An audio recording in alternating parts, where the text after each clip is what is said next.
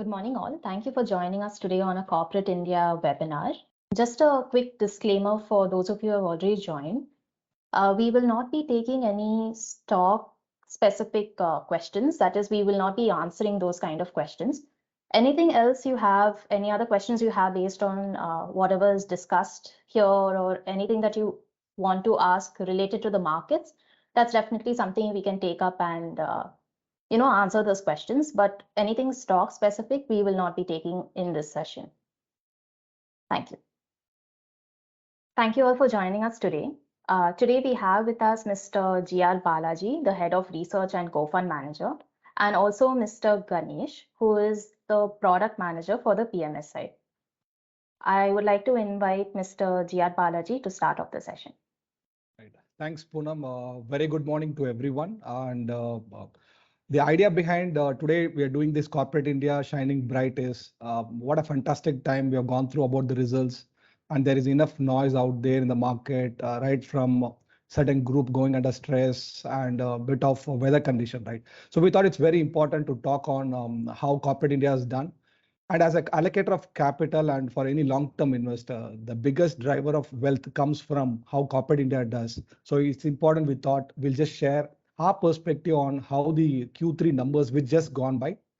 To put in perspective, total more than 100,000 odd companies have declared numbers and 650 odd companies that did a con call, right? It's a very busy season. I'm sure a lot of data is there, but the whole idea about us presenting is how do we make this data into a useful insight so which will help us to allocate capital better over a long period of time. Moving on to the slides. Before getting into corporate India, what's a mega trend? The mega trend is actually in India growth, right? Because end of the day, predominantly 70-80% of our corporate India gets the business out of India, right? So we are very fortunate as an economy. So it's very important to know how our economy has been doing in the last 20 years. Moving on to the next slide, which is a very interesting data. India is really a one bright spot. So to put things in perspective, we did 38 lakh crores as a GDP in year 2001-12. And last year ending 2021-22, we did 236 lakh crores. And if you add 10-11% GDP growth for this year, right, we'll be adding a 25-26 lakh crores for the year 22-23, which is 60-70% of what we did the entire aggregate GDP in 2002, right? So significant growth in India GDP. On the last 20 years, India GDP has grown around 9.6%. Obviously, there are periods where India GDP was significantly better, and there were periods where it's subdued. What's very important as an allocator of capital or investor is what India consumed in the first 100 lakh crores and what India consumed on the second 100 lakh and the incremental 300 lakh crores, right? When we become a 500 lakh crore economy or a 1,000 lakh crore economy, right? It'll be very different, right? We'll start from a basic and then we move to luxury. So when we look at investing, right, it's very important to see the trajectory of the economy and then appropriately position the portfolio where the incremental GDP is captured better than the past growth. So that's very important. But I think the bright spot is we are in a fantastic country which has been growing at a very healthy rate, close to a low double digit, right? Which is the rest of the world is doing between 3 to 4%. And if our country is doing 10-11, right, which is like 7-8% more than the world, which is what the biggest benefit, what you and I as a shareholder will be able to benefit. Moving on to the next slide.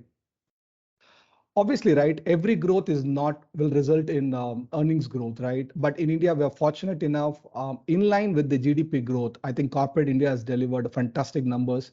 Obviously, right, we have to look at in the context of how the world GDP and world economies are growing. Our 21-year Nifty earnings, which is a broad benchmark of the corporate India, has grown at 12%. And what the beauty is, Nifty value also has grown around 14%. So it clearly reflects in the long term India growth is pretty strong, which is also getting reflected in corporate India growth, and corporate India growth is very well reflected in the market growth, right? I think this is one of the, what to say, a very synchronous trade for a very long-term trend. And why it is important to think the medium to long term is in the short term, there is enough data to distract us and say, right, there could be an election coming up, there could be a weather pattern and so on and so forth. There is going to be always a reason to worry, right? But I think as an allocator of a capital, and if you are a net saver for a 4, 5 year, 6 year period, right, what we need to pay attention is what is a path dependency. And I think as a country, we are growing pretty strong. And I think the growth is getting better due to very strong commitment on building capacity through infrastructure. I'll share some very interesting data out of corporate filing where the large behemoth is talking about how infrastructure things are firing, right? It's going to help us to bring a lot of productivity. So moving on to having seen the mega trend of India growth, corporate India growth, and this one, let's see a little more of couple of mega trends we figured out of corporate India, right? How corporate India has done over the period. Moving on to the next slide, how positive corporate India, right? Because when we allocate capital between 10 lakhs, 20 lakhs, a crore or 2 crore, right? We tend to take a view on 3-4 years.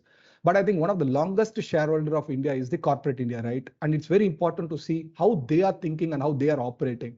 So total aggregate corporate India, which is the NSE 500, right? Which is a very good 95, 97% representation, good representation in our view, has invested 77 lakh crores of equity shareholders capital, right? So very large capital has been deployed into Indian market, which is very strategic because they cannot take a call based on what's a near-term outlook. Rather, their entire call is about how India will pan out 5, 10, 15, 20 years. I think this is a very durable data, and I think we pay a lot of attention to this. And if you see the recent quarter profit alone, corporate India, which is the NSE 500 or BSE 500, have delivered 2.82 lakh crore of a net profit, which if you do it to annualized works out to be 14.61 return on equity, right? A very healthy return on equity for such a large economy. So this is India's corporate India's commitment to India, and I'm sure this number is just expanding the way they are becoming better in terms of both at profits and redeploying the profit into the business rather than paying it out. Moving on to the next, having seen the big picture about how India has done under corporate India, right? Now let's see how corporate India has done over a period, like how India has delivered 9.5%. Corporate India, which is NSE 500 or BSE 500, whichever broad number, is growing between 11-12%. And the steady state is very good. And interestingly, if you see, last couple of years, we had a huge distraction from loss-making company. So there was an aggregate profit pool, which was not growing significantly because if you divide the entire profit pool into profit only company and then loss only, I think the profit only company grew every single year. So the loss primarily came from two large sectors. One is, I'm sure, banking. Post NBFC crisis, couple of banks have gone through a huge NPA crisis, right? So we have seen that going through. Second, couple of telecom names reported a very large loss, and one auto company from Tata Group also reported a large losses, right? So these large losses actually skewed the aggregate profit. So if you remove the 6-7 company out of your NSE 500, right, which is like just a 1%, the balance 99% of the company were doing pretty well. Obviously, in that few are doing exceedingly well and few did okay. So I think corporate India has done pretty well, not only in the last couple of years, over a period, except few companies which distorted the aggregate data. I think that gives you a good clarity about why this confidence on corporate India is there with us. Moving on to the next slide. Oh, this is aggregate 10.84. How does little more double click and see how does individual companies have done? Again, this is just a representation. So we have simply taken the top 25 company by market cap and just saw how they have done, right? Because again, they represent a very good portion. Very interestingly, again, out of 25 which we have just put out, which is the top 25, 16 companies have just declared the best ever TTM profit completing December 2022, right? It means it's like 60-65% of your entire, this 25 has delivered the best. So the larger ones are delivering. And even if you see out of the balance 9, 7 companies have declared the best numbers in 2022 March, right? 9 months back. So obviously, right, business doesn't work in Excel way. They have small cyclicality. It's a part and parcel. So we strongly believe there is nothing called consistently growth. It is something called classically growth, right? Over a period, company tend to grow. And most of the large companies have grown. This is where our confidence comes. Corporate India is delivering fantastic. And when they report all-time high profit, right, it clearly reflects for them, the best is just happening now. So we have to be very optimistic, but obviously, right, in any allocation of capital, it's a function of how corporate India is doing and at what price, which we will touch upon at the later stage. So we have seen the big picture. India has been growing. Corporate aggregate profit is growing and corporate disaggregate profit has also been growing, right? So this is a big picture which I would like every one of us to keep in mind when we take decision of investing into equity, which is a long-term asset.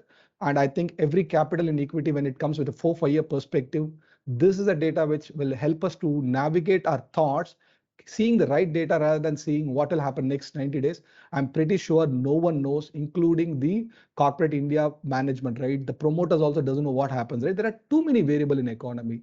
But what we can broadly predict is the trend. I think the trend is pretty positive, and I've shared enough of points to see how it is been done in the last 10 years.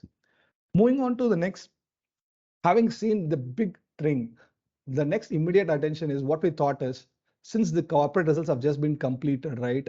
Did we pick up any massive trend? I think there are a couple of interesting slides we thought we'll put out to you to see where this positivity for us is saying that corporate India is shining. So the first slide is from L&T. Again, this is just for an example, but it represents fantastically about the India infrastructure and a Middle East infrastructure. If you see on the left-hand side, they have put out synchronous CAPEX recovery, right? So after very long time, such a bold statement in the PPT. And interestingly, on the left hand, which is India commentary, the third line is pretty interesting. New investment announced by private sector at all-time high, which clearly reflects the capex of the private India is coming. The behemoth is called out the shot saying this is happening and this is real. It has multiple implications. One, we are investing into capacity. So the supply side economics is going to be better, which is very good from a long-term inflation trajectory point. That's point number one. Point number two, this will create a lot of employment, lot of in terms of need for capital, right? So there could be banks which will get benefit. There could be rating businesses which could benefit. It has multiple implication about growth going up, right? So it's something which we thought, and obviously, right, Middle East is also doing very well. So businesses which are either part of India or a Middle East, right, clearly flourishing, right? So when the entire 2022 was a down year, there are 2-3 economies did pretty well, and these two economies, right, India and GCC. So as an allocator of capital, our job is, rather than getting into seeing where things are bad, it's always important to see which country's cash flow is improving, which country's growth is improving, and accordingly position the long-term portfolio so that we'll be able to capture the growth better. Moving on to the next slide. In connection to what we saw L&T's comment, right? This is from slide from Bajaj Finance, again, just a representation. They have put out this as one of the strategic metric in terms of how the growth expected in the banking sector. Broadly, the trend line is last 6-7 years, we have grown between 9 to 10% at the aggregate growth of the banking. That, as I told in the beginning, we had a couple of crises panning out from 2016-17 onwards. That led to a slowdown in couple of banking led credit exposure. But I think we have come with the problem. Now we are seeing a strong growth happening in the banking sector. And the broad projection of the growth is around 12 to 13% in the medium term, which is 3 to 4 years. Why it is very important when banks are going to grow at between 12 to 13%, this is aggregate. A good well-run private banks or a large PSUs can grow between 14-15, which is going to be a very healthy, right? And all our index are heavily on bank. So think about a sector which has 1/3 of the exposure and it's going to grow very strongly, right? This is very important from taking a medium-term call on broad index also, right? Because the sector is going to grow at a very healthy 4-5% more than India GDP. And I think credit cost is also pretty low, right? So predominantly the operating profit will flow to PBT, post-tax it will go to PAT. So very healthy trend at the banking growth also. Moving on to next slide. A very interesting data. This is again a slide from Bajaj Finance. What we thought very interesting is where the growth can be a little more higher than the India GDP. So as allocator, right, our job is not only think about India GDP or the corporate, right? There could be pockets of India which is going to grow better, right? Because we are multiple countries within one country called India. And this is a very important slide we thought we will put out where Bajaj Finance called out the mega trend is you have to win UP, Bihar, Northeast, right? If you zoom in, and it's very clearly telling potentially next 5, 7, 10 years, right? A lot of infrastructure projects are happening in the last 6, 7 years. So the mega trend could be is this location, this states can do much better than India GDP. So again, right, what it brings for us as an allocator of capital or a deployer is find businesses which is very centric around either maybe North India or an East, right, which can do much better than India GDP. So India GDP can be 11%. Potentially these states can do a 13, 14, 15. And think about a company which is efficient the market is growing at 15 and they might end up growing 15, 18, 20%, right? So these are micro opportunity. So this is where I think corporate India filings are very important source of finding out what's the next a good opportunity lies in. Moving on to the next, how much cost, right? So IndusInd puts a very fantastic slide in our view, and as a society, right, we are tend to take EMI without even having how much cost we pay. And this is a very interesting slide, right? Consumer banking yield on asset, which is 14.5%. This is not only for IndusInd, it represents across wide. It can even be higher for other companies, which is only retail focused. But what is very important is the retail is 14.5 and the corporate credit is 8.57, right? Close to 600 basis point incrementally we pay.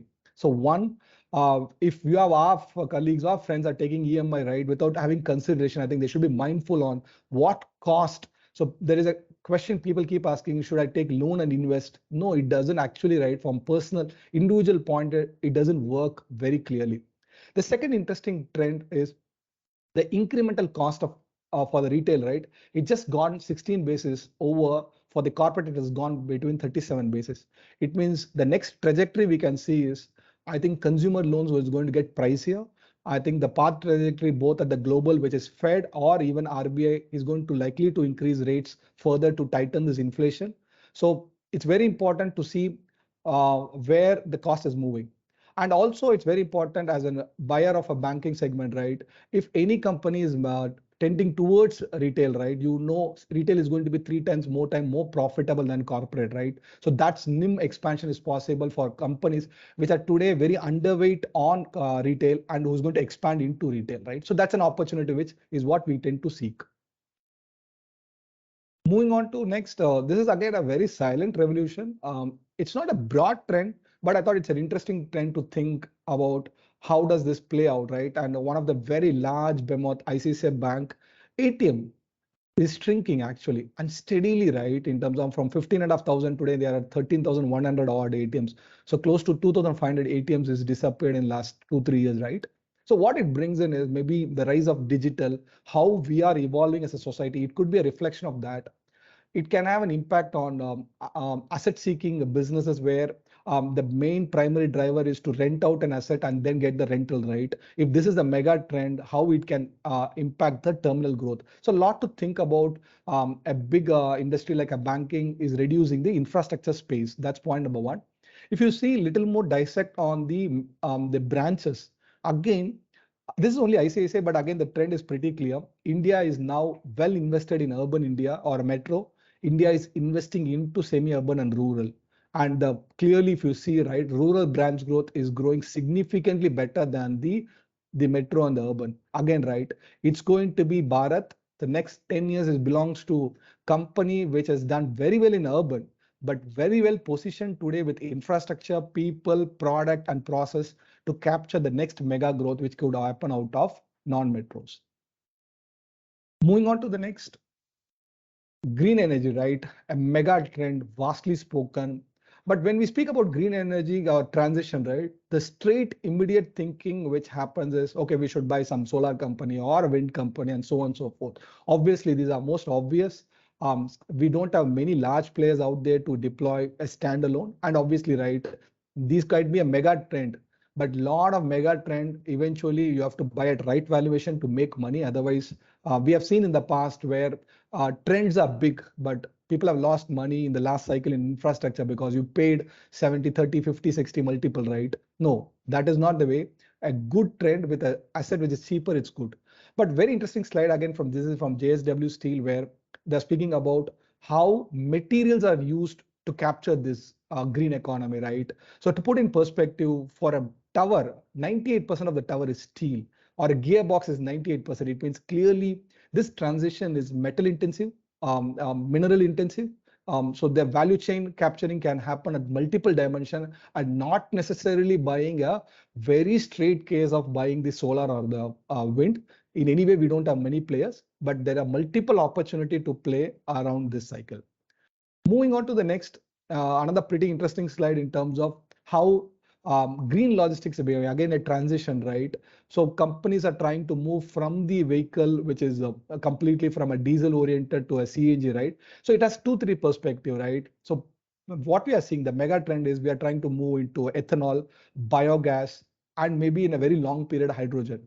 But interestingly, even this transition is not going to bring a lot of saving. It means if you see down under, the emission 132 grams per kilometer, and if you go to CNG, right, it's 113. So it's 20% reduction, definitely a right direction. But I think a lot more will happen where companies will start using more of a railways, seaways, and we are seeing a clear trend about where the incremental growth going to come in logistics is businesses which is going to move the goods, but at a lesser, both at cost level and at the pollution level, right? So that these trends can be captured in multiple dimensions, and not necessarily we have to buy only again a solar or a pure wind energy part of a play. The next slide, again, we have huge favoritism on, I mean, as a society, right, on these FMCG businesses. But at least in India, right, a lot of this business are traded at a very high valuation. Obviously, it's debatable. There is no easy answer. But one such interesting trend we saw in HUL's PPT is the parent HUL itself is an emerging nation company, right? It is not a heavy neither on Europe or America, right? So close to 60% of the business comes from emerging, which also clearly reflects if we are very, very bullish. I think the best way to own this entire growth capturing is to you have to go and buy, because there the multiple will be very, very sanguine than what we end up paying. That's point number one. Second is how big these companies can become, right? Obviously, right, our Indian companies have also gone into multiple countries. They're pretty small today, but over a period, we strongly believe this is one sector which is a fantastic sector from a return on equity, but it's a stable sector. So if you buy at right valuation, right, a very durable sector to own for a very long-term shareholder. And I think the size really represents definitely a very good portion of everyone's capital should be in this sector, but maybe a right stock at a right valuation. Last two slides on the exchange filing are very interesting in terms of new product introduced by category leaders like HUL. I'm sure filter coffee has been popular, but now it's coming in a packet, right? Post ID, I think they have introduced. What it brings in is the entire essence of having a filter coffee is a great product, but then you have instant coffee, right? So this filter coffee is going to compete with even instant coffee, and it can bring a new dynamics. And the second category creation, mother care in tea, I think something which HUL is trying. So the exchange filing gives a lot of insights on how the corporate India is thinking about where the next level of growth coming in, and few of this product success will drive their incremental growth. Moving on to the next last slide before I'll hand over to my colleague. This is again a slide from Titan. A lot of people know Titan for watches, jewelry, and so on and so forth. But just recently they have launched their handbags, and I think it's come up very well. But the most interesting trend which we want to share with you as is, look at the range of this product, right? The product range is from 500 to 6,000, it's like a 12x. So whenever a company enters into a category, it's important to know how does this low to high range operates, because it tells if they're successful, they'll be able to navigate within the category and move up the value chain, right? That produces a lot of profit. So these are the few interesting trends we thought we would like to share. And obviously, right, we have a lot more within in terms of to observe and see how we will be able to find the next opportunity. With this, I'll hand over to my colleague Ganesh to talk a little bit of on the results, and then I'll take it over on the narration. Over to you, Ganesh. Thank you, sir. Good afternoon, everyone. Thank you for joining us today on a Saturday morning. And Balaji sir's initial session was more about how India is capturing mega trends, right? So it is important for us to see how these mega trends are captured in terms of numbers. Ultimately, any trends, any qualitative trends, any qualitative information has to reflect in the numbers for us to get our benefits as investors. So moving on to the presentation, which has the BSE 500 numbers. We'll move on to the sales segment initially.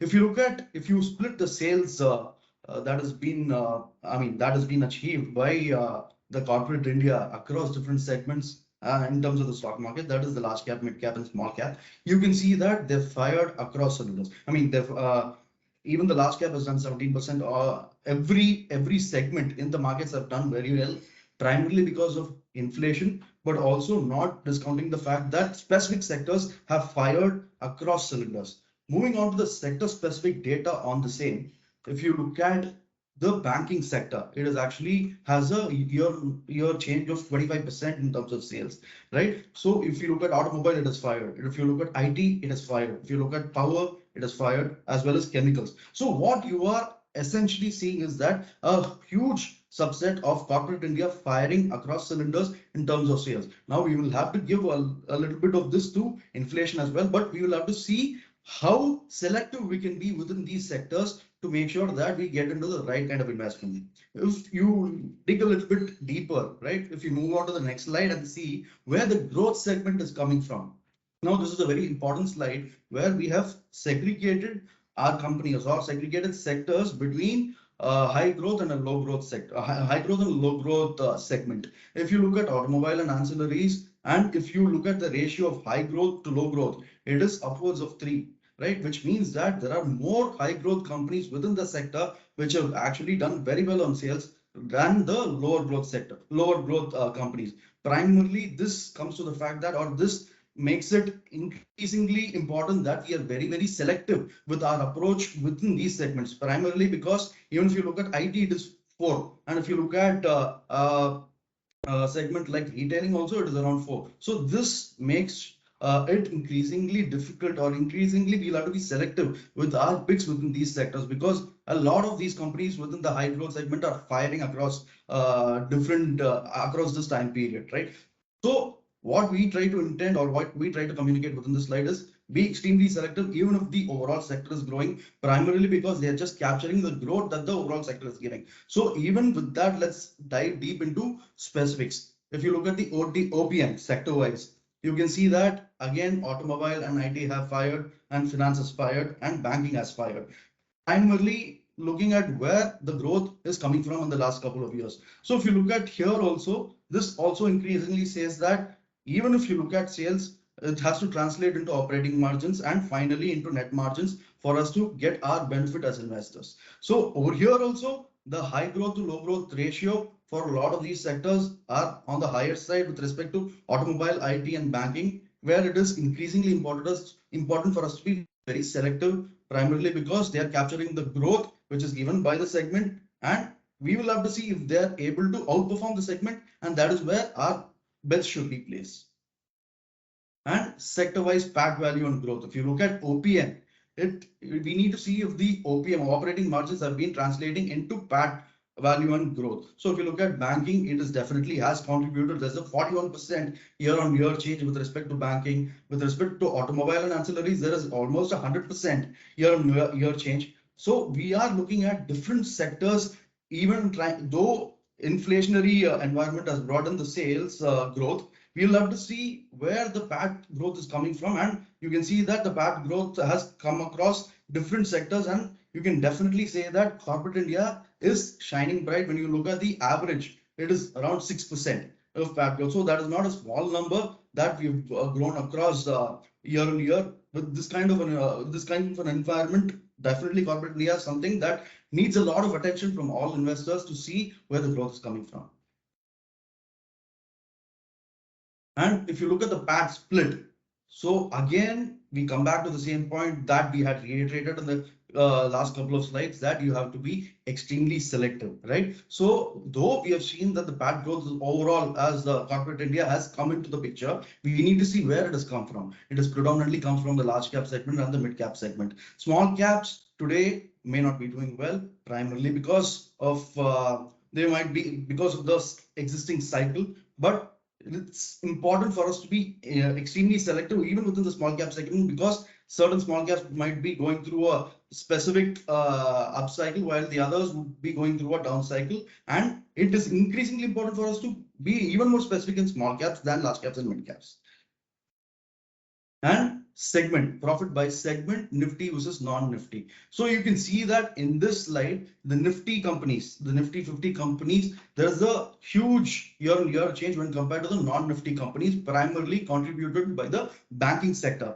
So if you look at the larger companies which have done well, like HDFC or ICICI Bank, they've actually contributed to a lot to this year-on-year change with respect to Q3 numbers, this increasingly tells us one thing: banking sector is firing on across cylinders, and we need to be upbeat about corporate India's growth.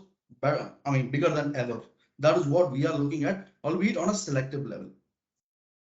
Now I'll hand it over to Mr. Jia Balaji to give the closing remarks on the numbers so that he can give you an insight of how the overall mega trends that were initially captured in the slides have been captured in the numbers as well. Thanks, Ganesh.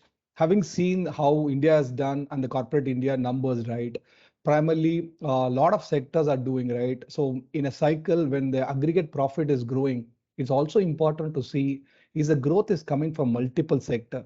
And as Ganesh has alluded, right, it is not only banking. There are multiple sectors are doing pretty well, and in that also, right, a majority of the companies are doing well. So it's actually a very broad-based growth.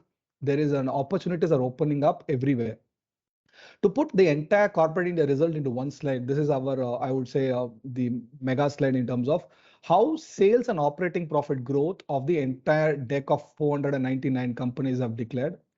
So if you see the green bucket, which is 220 odd companies, have delivered 10% minimum sales growth and also minimum operating profit growth, where I generally think if India GDP is around 10% at a nominal rate, it's a good division to see how many companies are doing more than India GDP at the aggregate level to get a picture. Is there enough universe which is firing? And I think it's pretty broad based, right? 44% of the broad universe has done much better than India. That's where I'm saying this growth is not only come from very few pockets, it's broad based, multi-sector. Obviously, if you see little double click, which is what shared, lot of investment led business are doing extremely well, and maybe consumer is what's slowing. So actually, right, the last 6-7 years we saw a mega trend about investments not firing in, infrastructure not firing, and consumer stocks and consumer segment become extremely wound. But actually, if you go on results and if you monitor it closely, the numbers are actually coming much better in the other pockets, and that's where the emerging opportunity and that's where the emerging excitement for us.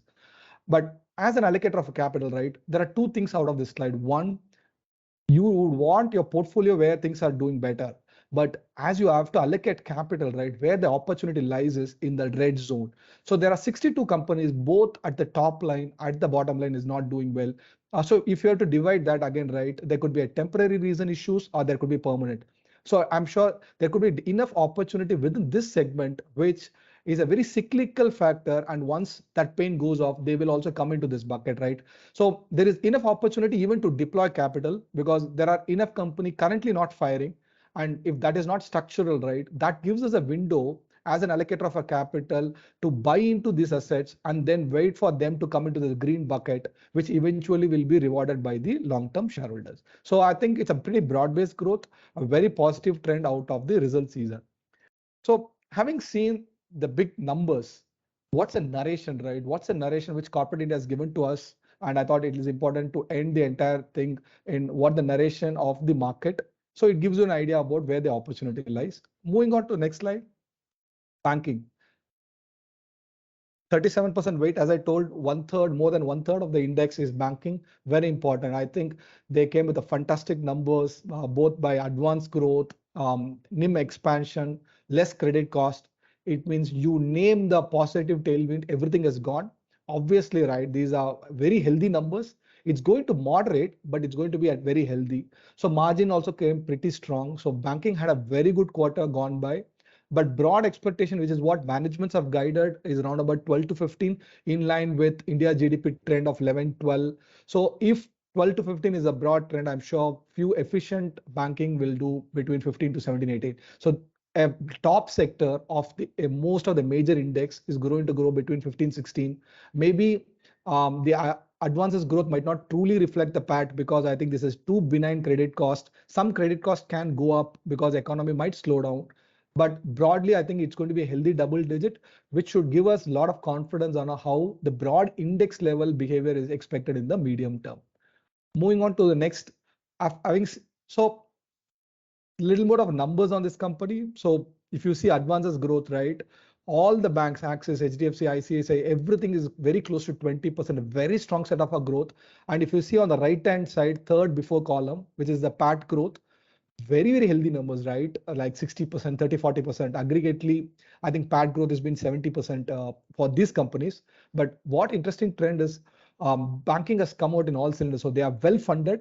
So what it helps in is, as a corporate India is going to go for CAPEX, which we saw in L&T PPT, right? Banking is very well positioned to fund this entire growth. That is very important in the medium term.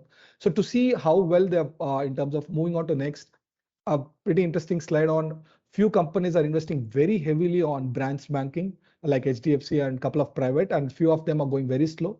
It brings a different genre in terms of over a period, right? Once you invest into the capacity, that capacity will bring productivity, and few companies can do much better with having less advanced growth because they are investing into it. It means current P&L is little more depressed because they are in the phase of building their infrastructure. Moving on to next. Banks are very well funded. I think we are like 7, 8, 10% more than the regulatory capital for most of the banks. This is very important from a medium-term capital allocator point. We need corporate India balance sheet is good, banking balance sheet is good, right? It means, and the demand is pretty stable. So you have all the right box to tick from a CAPEX cycle and the growth cycle. And I think we have hit the sweet spot. But this is obviously from a growth point and the medium term. Obviously, any asset we have to buy at right valuation to make an attractive return in the long term. Moving on to the next, having seen the banking, IT has done a pretty okay job or a decent job. It's always going to be a low growth. You cannot expect a 40, 50% sort of a growth in this sector. It's an what is it? I would say a global champion, high free cash flow, highly governed sector.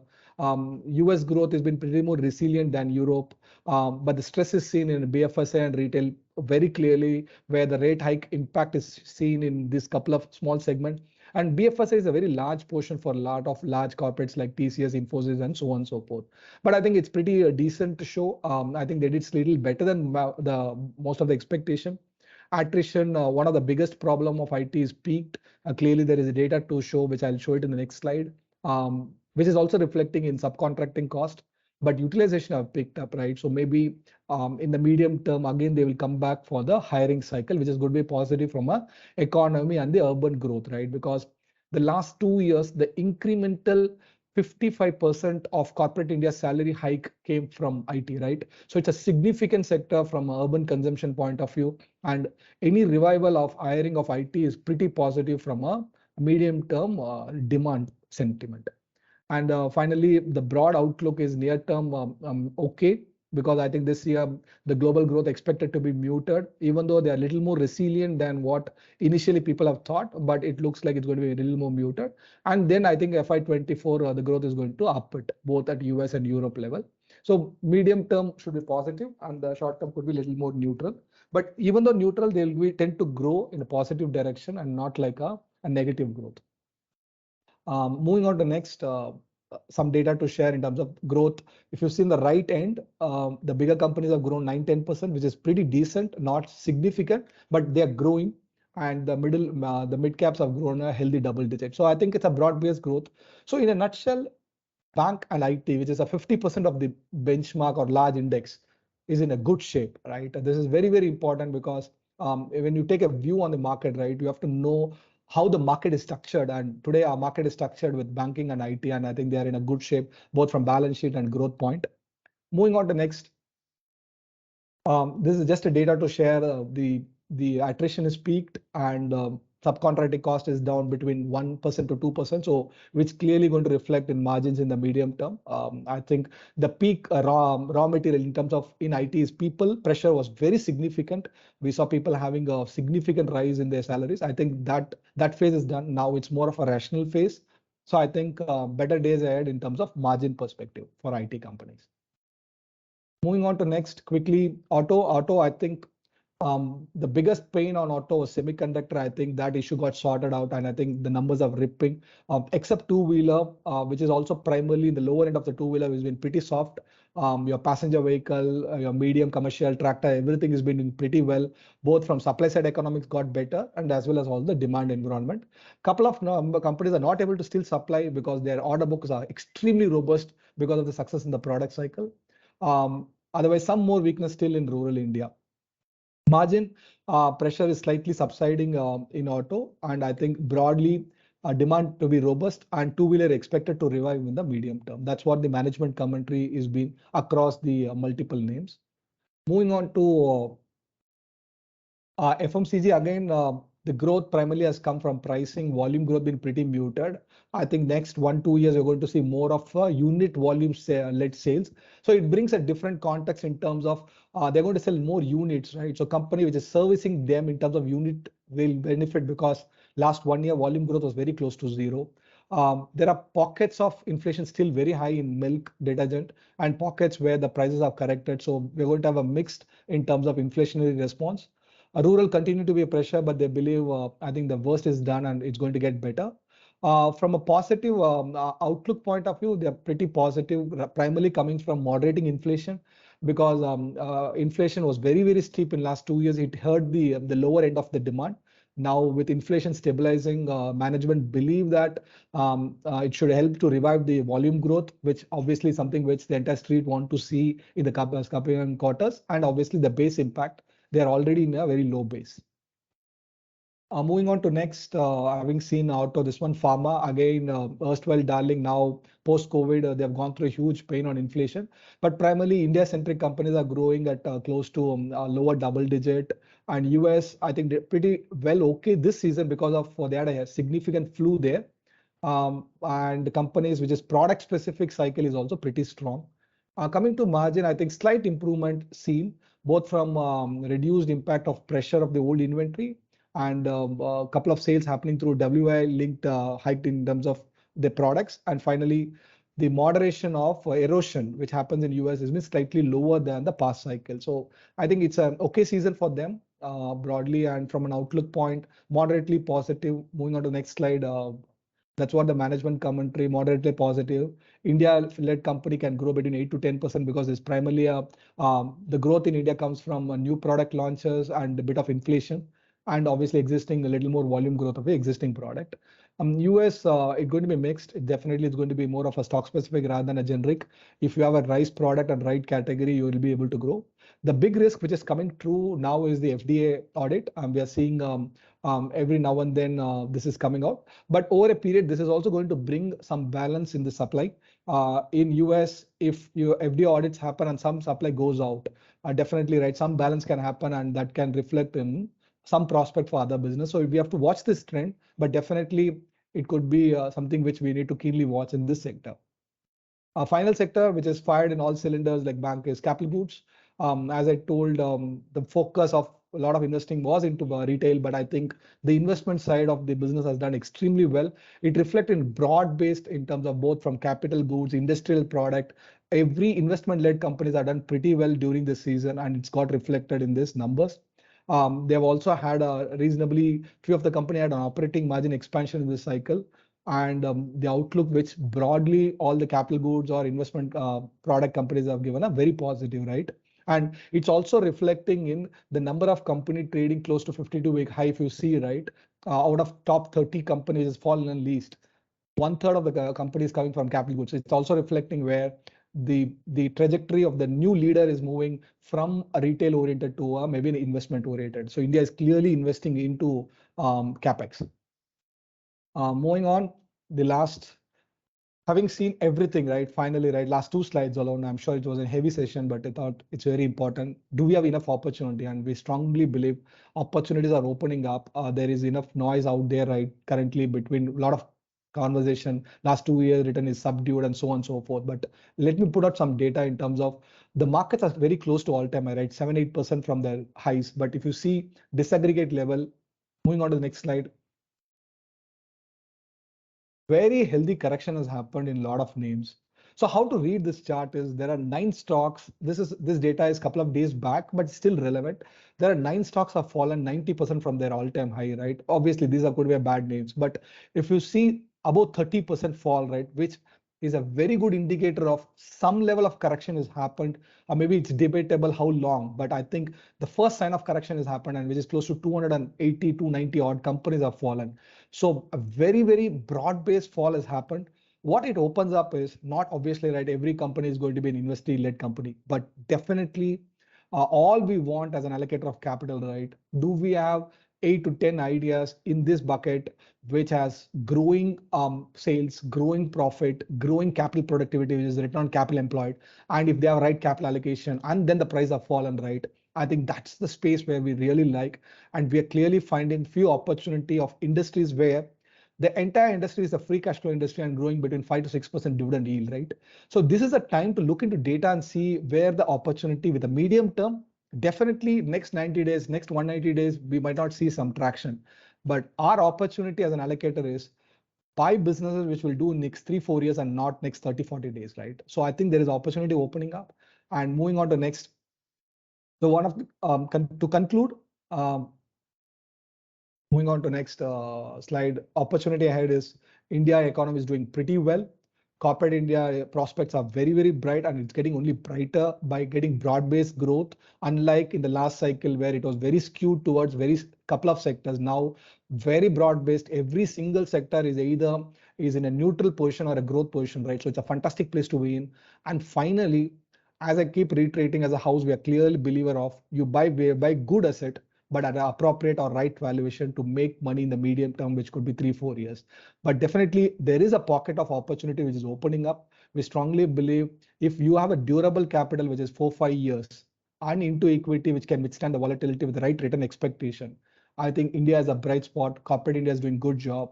And I think we should be much positive in terms of as a country and as an allocator. I think with that, we'd like to conclude this session. Thanks for giving us an opportunity to have this conversation with you all, and we'll open the floor for questions. Thank you. And to sum, just broadly, as a house, we have 4 products. Solitaire is a multi-cap, True Blue is a pure 100% large cap, Vriddhi is a small and mid cap, and Spear is a multi-asset. We have a fantastic track record, and any further details on this product, we'll be happy to serve you later. But we just thought we'll just put out what we have as a solution to offer to capture this India growth. Moving on to next. It's time for questions. Thank you. We'll be open. Yeah. So any other questions you may have regarding the session or anything in general to the market, we will answer those questions. So please post your questions on the chat box and we'll take it from there.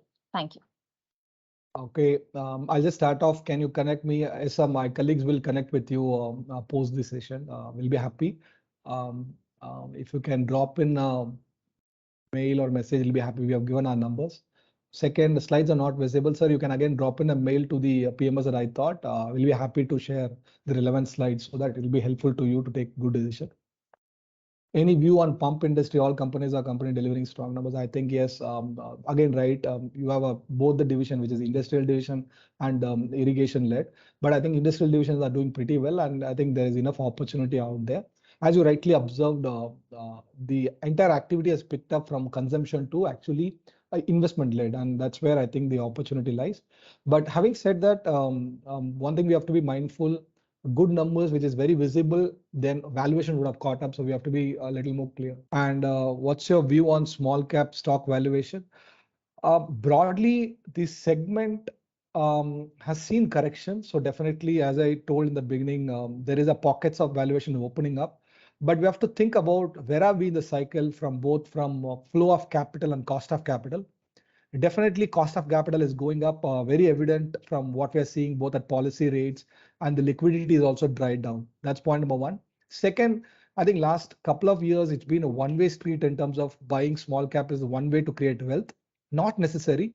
Definitely, small caps are very nimble. They tend to create wealth for the medium term, which is 4-5 years and not 10 days, 20 days, right? So I think there are pockets of opportunity, but this cycle could be a little more tough because the next big selling potentially can come from heavily owned segment. And I think we strongly believe from a retail point, it's been heavily owned in small cap and not a large cap. So we have to be mindful, but definitely, as I've shared in the past data, right, there is a close to 280 to 300 odd company have fallen significantly. And definitely few of them are small caps and they will open up that opportunity. But it should be a minimum 4-5 year view. Because we have to pass through election, which is the next year. So there are going to be a lot of macro headwind, and I'm sure you should be able to withstand if you're taking that choice. On the 4, how can I decide which PMS strategy, sir? I'm an NRA. We'll be very happy to connect you post the call. And I think based on what is your need and what's your time frame, and what's your risk appetite, I think we'll be able to better serve you. I'll ask my colleague to get in touch with you. Hope that answers you, sir. Next question, will it be worth move the funds from euro to INR due to INR? No, I think funds from euro to INR, okay, this is in what context I'm not able to understand, but broadly, I think we have to look at asset first before the what currency they represent, because in the medium term, the biggest swing factor will come from the asset and not the currency. Currency generally, for our currency, generally tend to depreciate between 3 to 4%. That's primarily come from, again, right, we are a deficit economy, our inflation tend to be 4-5% higher than the Western world.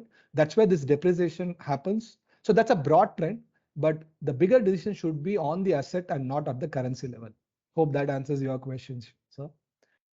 Next is plus in banking industry, recovery income is big part of other income. Will credit cost jump? No credit cost seem absolutely you are on dot, Mr. Rohit.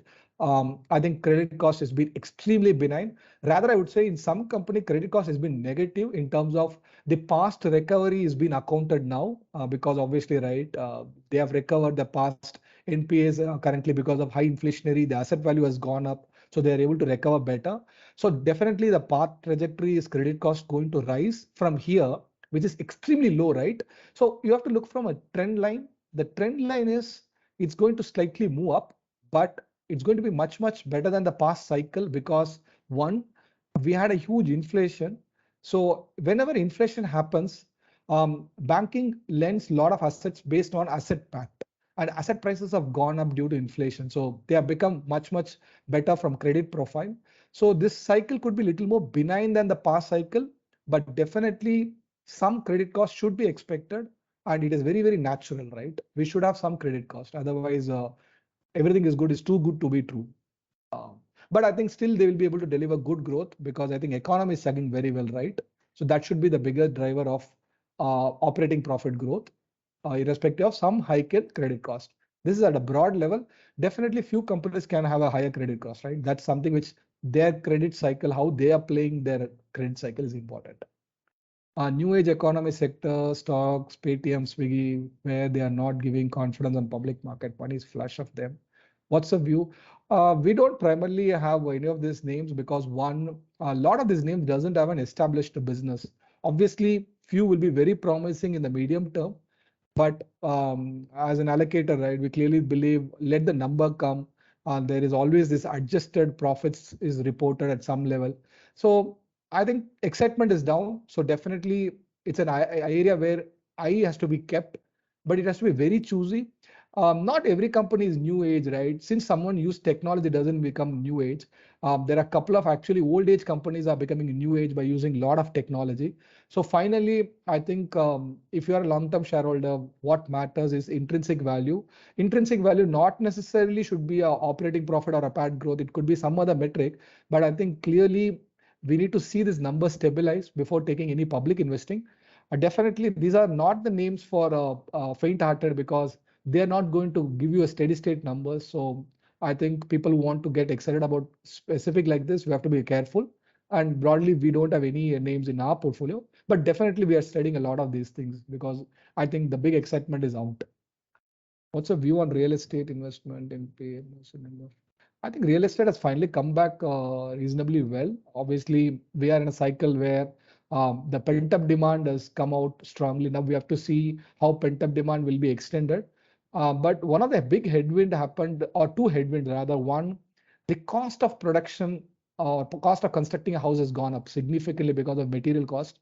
We don't know how much it can impact.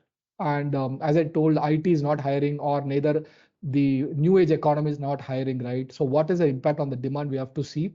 And finally, interest rates have gone up. It's going to pinch it. A couple of days back, the largest mortgage lender has increased their rates, right? So it's a sector where the SKU levels are very high, right? It runs in crores. It's a big sector, but I think we have to be very selective. We in the larger funds, we don't have big exposure. Even in small and mid cap, we have minor exposure in this segment. We are positive on very selective ideas, but not at a broad-based level. Do we still make money in Indian stocks due to overvaluation or do? I think overvaluation is a very generic statement. I think I would divide India into three buckets of valuation. There is segment where numbers are happening and valuations are reasonably benign. Then segment where numbers are happening and valuations are okay or slightly okay plus, where segments where numbers are happening or not happening and valuations are extremely high. So we have to do double click, triple click and see the pockets of growth. Today we are able to find ideas with 5-6% dividend yield. How can you say it's overvalued, right? So obviously you need to go and see the numbers and see which are the sectors which can produce free cash flow, can grow between 10-15% in the long term, not again, right, not near 90 days or 180 days, and attractively priced between 4-5% yield, right? I think a fantastic position to start the investing. So in every market, there will be pockets of opportunity and pockets of expensive zone. I think it's our job to find. I think we're still finding it. To put this in evidence context, for Solitap, a new client comes in today, we're able to deploy 70%, True Blue between 55-60%, and others also very close, right? So we are able to find ideas. But yes, is it a very cheap market in aggregate? Answer is no. Is there a place where we can deploy money and opportunities opening up? Answer is yes. Do we still make, and finally, example, small cap, Vriddhi PMS.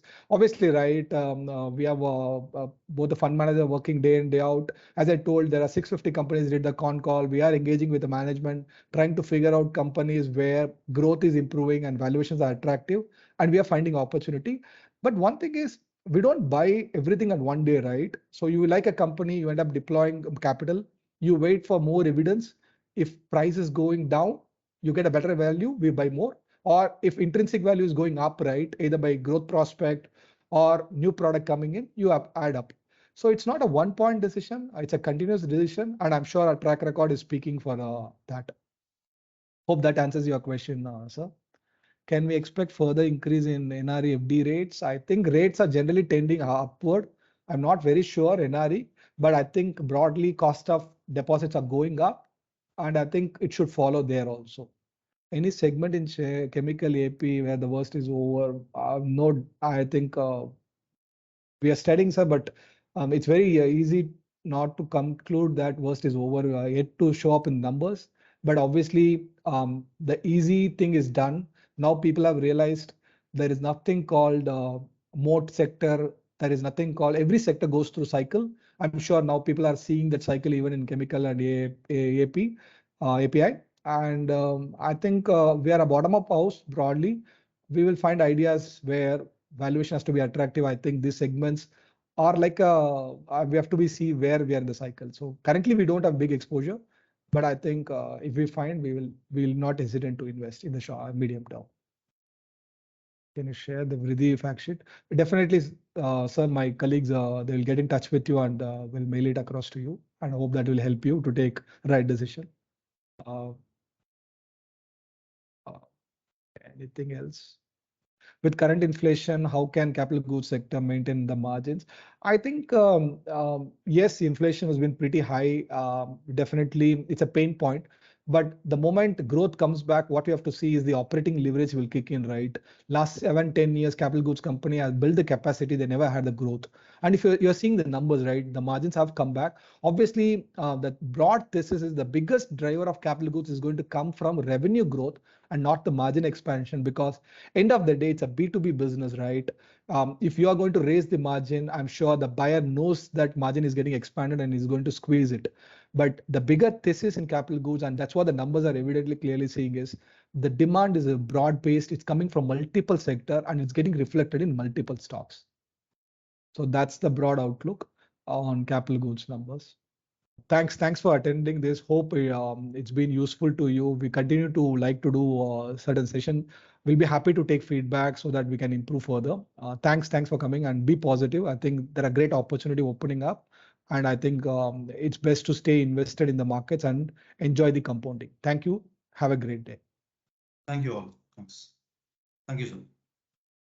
Thank you all for joining us today. If you have any further questions, you can direct it to your iThought point of contact, or you can get in touch with us via email or phone number. The details are on the screen. Thank you so much.